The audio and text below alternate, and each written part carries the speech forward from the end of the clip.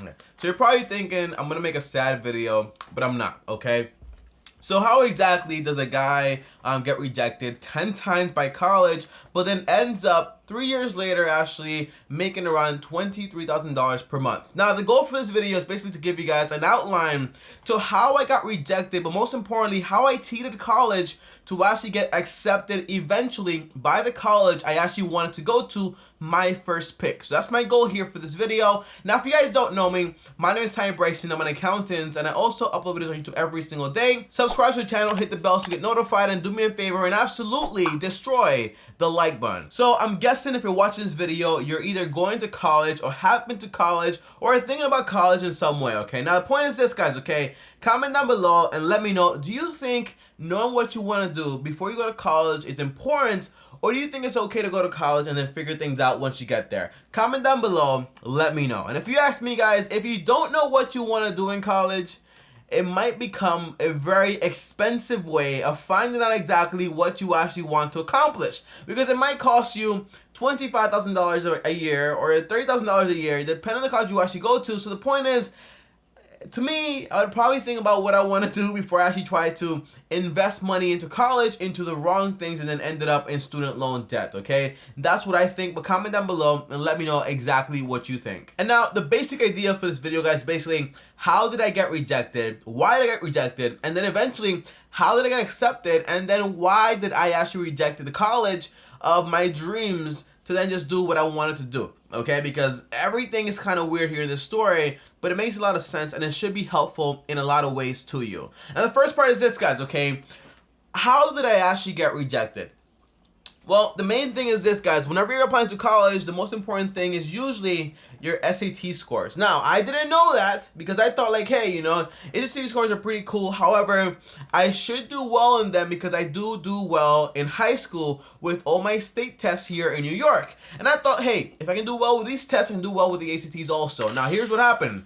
I ended up, oh, I got some cash here. Awesome. I ended up applying for a few colleges, and I got rejected by almost every single one except one that was in Staten Island, and it was like literally like 3 hours away from me. I had to take a ferry. I was like, no, there's no way I'm gonna go there, so I just consider this a rejection also. And now the main thing is this, guys. When I was in high school, I was top 5 in my entire class, okay? Of my entire senior class, I was top 5. Not in my class only, but in the entire school, I was top 5 out of all the students, okay? Now, I thought that this was pretty good, pretty well if you ask me. However, it didn't matter whatsoever because in school, we're actually being trained to pass the state test, but not trained to actually do well and perform well when it came to our SAT scores, okay? So, basically, when I took the ACT scores, the ACT test here, well, guess what? I got an 1,100 or 1,000. I don't even know, to be honest. I don't remember. But the point is, I got a very low score overall. And I remember this story, okay? I remember my friend was complaining about, like, hey, Tommy, I did so bad. I got a 1,750. I was like, you know what? Bro, that's terrible, okay? You need to do better next time. And I was like, you know what? I got an 1,100, but, like, what am I going to do, you know? And then I found out, basically, that this was the reason I got rejected by every single school, although I graduated top 5 in my school, and I also had a very high GPA average in school, but none of that stuff mattered because the only thing that mattered was basically the entire ACT scores that I basically bombed because I wasn't prepared for it, because I thought like, hey, I'm good to go if I do well here. Well, it didn't turn out well, and it didn't really translate into what I thought it was going to translate into. And now for the second part of my story is the technique I used to actually get accepted into the college I actually wanted to go to, although I got rejected when I was in high school to actually attend that college. Well, I'll tell you the truth, guys. I didn't know how to do it, but my counselor told me, Tommy, well, here's what you got to do, okay? What you have to do is apply for a private school or community college and then just go there, okay? Because they'll accept you 100%. Just go there and stay there for 1 semester, get your GPA up, and then once you get that GPA up, just apply and transfer over to the college that you want to attend. Because basically, colleges no longer care once you're in college about your ACT score. They care more about your GPA, so that should be a bigger factor than your ACT scores to actually accept you into the college. So that's what I did. But for the first semester, they actually rejected me. Second semester, they accepted me, but I'll tell you guys exactly what happened later on, okay? Now, when I applied and I got accepted, I also got accepted into a mini PhD program in Pittsburgh University. And I was like, you know what? This is awesome. This is amazing. I went there, I tried it out, and I came out saying like, hey, this is basically a great experience. However, I do not want to do this much schooling at all. Oh, and guys, just so you guys don't think that, Tommy, you went to a private school and you pay so much money in student loan debt because it's so expensive. The answer is I did the research, okay? And my research was basically, well, if I go here and all I have to do is basically get a scholarship, and I got one for $25K, another one for $10,000, and on top of that, I also got financial aid, which means that all my costs were covered, and basically for 4 years of schooling, all I paid was basically $13,000. So every single year I paid $3,000 instead of $25,000 in tuition. That was the cost for the private school, okay? Now, here was the outcome of getting accepted and going to this private school and then getting accepted by my dream college, and here's what actually happened. Well, the short answer is this, guys. I ended up saying no to my dream college because I ended up saying to myself, well, this doesn't make sense, and there was 3 factors to why I said no to them, and I actually rejected them instead of them rejecting me over and over again. Now, the first factor was this, guys. Now, the first factor is that while I was in college, I experimented a lot with different jobs, and I found out for a fact that I did not want a 9-to-5 job. So why was I going to go out there and try to get another degree from another college? Because I would have to start all over again because it wasn't going to accept all my credits that I actually got while I was in that school, and I got basically like 2 or 3 semesters worth of credits. So I was like, you know what, I'm going to lose all this stuff, so why not just stay here and finish it off, okay? Now, by the way, I also noticed I enjoyed more reselling and starting my own business instead of just going out there and working a 9-to-5 job for someone else. Now, do I think it's wrong? Do I think it's right? Do I think it's like boring? The answer is, I think you should do what you want to do, okay? For me, a 9-to-5 job was just not the way I wanted to do things. I wanted more freedom, and that's what I shot for. So if I go to college, or if I didn't go to another college, it wouldn't make sense. My goal was to finish college as fast as possible. And now, the second factor was basically, guys, you know, although school was not for me, okay, I didn't like school, I was actually very, very good at school, okay, because to me it was all like, okay, you sit in a classroom, you listen, you write down notes, you remember these things, and you take a test and you put down what you remembered from the things they taught you like 10 seconds ago, okay? That's what I knew, that's what I did, and that's why I did so well while I was in college, and actually graduated as a summa cum laude. And to me that sounds like a smoothie, to be honest, but that is what I graduated as, so it's pretty cool if you ask me. But the main concept is I was good at school. I didn't like it. However, though, I really enjoyed education. So I read over 50 to 100 books while I was in college on self-education, on self-help, and a whole bunch of business books. And that way I learned what I wanted to learn, and I learned on my own base and my own pace, and that helped me a ton. But the way of school and how it worked, like here's a test on what you just learned 10 minutes ago. You're supposed to learn everything now. Remember this, remember that. I was like, is this a memory test or is this actually learning? The answer was, most of the time, it was just like a memory test and trying to cram everything in to remember exactly what the answer was going to be on the test. Now, the third factor was basically that, you know, people told me, Tommy, if you don't like school and you don't want to have a full-time job, then why stay here in the first place? The answer was, well, I said to myself, well, you know, I'm already here.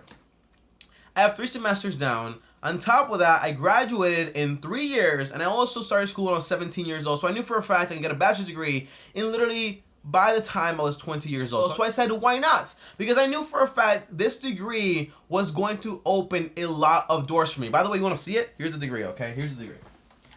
I'm going to get it right now. So here it is, guys. This degree right here, I think I almost broke it. But this degree right here is my accounting degree, bachelor's degree, and summa cum laude, here says it right here, summa cum laude, an ice cream or a smoothie. And basically, you know, I got this degree, and this degree costs $9,000 actually, but I only paid $13K for it because of all my scholarships and my financial aid. But the concept is, you know, I wanted this degree because I knew for a fact it was going to open a lot of doors when it came to giving me opportunities, and it kind of did, okay, because it opened up a lot of doors and it helped me a ton. Or here's also my transcript. I haven't seen this in a long time. The lowest GPA I ever got in college was literally a 3.92. And that was towards the end when I started to get very, very bored. Oh, wait, no, I actually got a 3.81. And that was towards the end when I got really bored of doing accounting classes all the time. And I just like stopped wanting to do them, okay? But I got basically like a 4.0 and also 3.93 and 3.90s every single semester in college. So I did pretty well. But the main thing, guys, I was really good at it. But it was all like, it was all fake, you know? It was all like, you know, I'm here in class, but I'm not learning anything, but I'm just remembering everything just to make sure everything is going fine, you know? And I do very well with accounting. I know how to do it because, again, I practice my own businesses. But everything else about college, the entire experience, was kind of like, I'm here, but what exactly am I here for? Although I knew for a fact this degree was going to give me the ability to get into doors I usually wouldn't get the chance to actually get into. And has it done that? The answer is yes. So, was it worth it? The answer is yes. Would I do it again? The answer is no. Probably not. I'll be honest, probably not. But would I go back to school? I mean, probably not. But would I do this again? The answer is yes. I wouldn't change anything. But to go back to school and get a master's or PhD, the answer is hell no. You know, not for me at all. Now, now the overall tip, guys, for this video is that, you know, although if you get rejected from college, I don't want you to think that your life is over, because it's not. There's a hack. The hack is go to a community college and just stay there for 1 to 2 semesters and then reapply to the college you want to go to, and usually they will accept you. So that's the hack right there. So if you're wondering, Tommy, what do I do?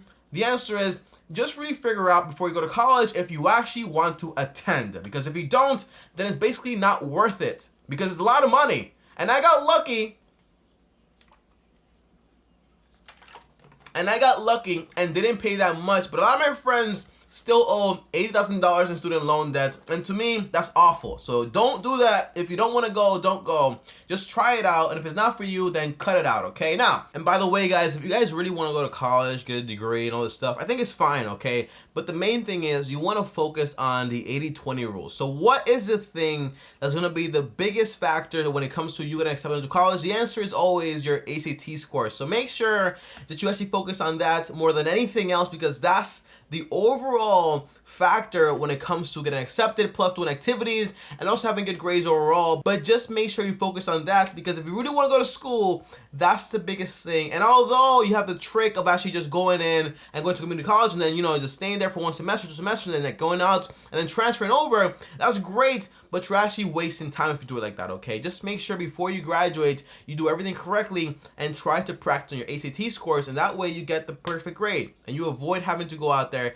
go to another college, and you just get accepted right away. That's what I would have done if I could do it all over again. But again, hindsight is 20/20, and hopefully right now you still have the chance. But if you want to go back to school, it doesn't really matter if you don't need your ACTs anymore, okay? Overall, the most important thing is usually just your GPA and the fact that you actually have money to actually pay for college, because college is also always and has been forever a business. And as always, guys, if you guys enjoyed this video, like this video, really appreciate it. And if you guys want to watch more videos, well, here's a video here on how I make this much money and exactly where the money comes from. And also click my face right here to subscribe right now, and I'll see you guys tomorrow. Thanks for watching, and as always, peace.